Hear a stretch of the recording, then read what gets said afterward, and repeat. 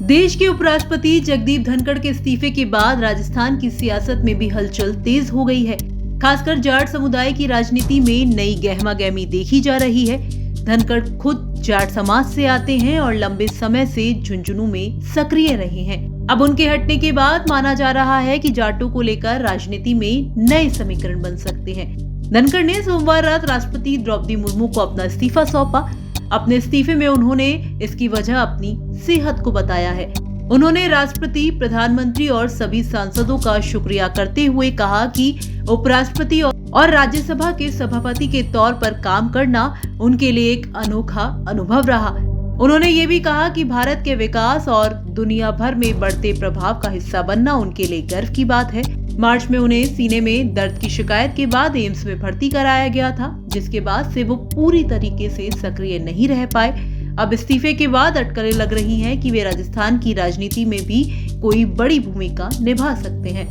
राजस्थान में जाट वोटरों की संख्या अच्छी खासी है। ऐसे में कांग्रेस और बीजेपी दोनों ही दल इस वोट बैंक को साधने की कोशिश में लगे रहते हैं। कांग्रेस के प्रदेश अध्यक्ष गोविंद सिंह डोटासरा खुद जाट समुदाय से आते हैं और पहले भी बीजेपी को इस मुद्दे पर घेरते रहे हैं। अब जब धनखड़ जैसे कद्दावर नेता ने उपराष्ट्रपति पद छोड़ा है, तो बीजेपी के लिए इस वर्ग को अपने पाले में बनाए रखना थोड़ा मुश्किल हो सकता है। धनखड़ का राजनीतिक सफर काफी लंबा रहा है। 1989 में वो जनता दल से सांसद बने, फिर कांग्रेस में भी रहे और 2003 में बीजेपी में शामिल हो गए। 2019 में उन्हें बंगाल का राज्यपाल बनाया गया और 2022 में वो उपराष्ट्रपति बने। इसके बाद से वो राजस्थान से जुड़े कार्यक्रमों में लगातार भाग लेते रहे। किसान आंदोलन के वक्त भी उन्होंने खुलकर अपनी बात रखी थी। एक बार किसी कांग्रेसी नेता ने कहा कि आप दबाव में काम करते हैं, तो उन्होंने साफ कहा कि मैं ना दबाव में काम करता हूँ, न दबाव बनाता हूँ और न किसी दबाव में रहता हूँ। धनखड़ का जन्म झुंझुनू के किठाना गांव में हुआ था। उन्होंने सैनिक स्कूल चित्तौड़गढ़ से पढ़ाई की, फिर जयपुर जाकर बीएससी और एलएलबी की डिग्री ली।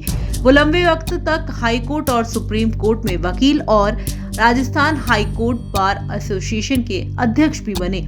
उन्हें जाट आरक्षण आंदोलन में भी अहम भूमिका निभाने वाला नेता माना जाता है। अब देखना होगा कि उनके इस्तीफे के बाद राजस्थान की राजनीति किस करवट लेती है और क्या वाकई जाट राजनीति में कोई नया चेहरा उभरता है या खुद धनखड़ कोई नई पारी शुरू करते हैं। आपका इससे लेकर क्या कुछ कहना है, कमेंट बॉक्स में हमें लिखकर बता सकते हैं।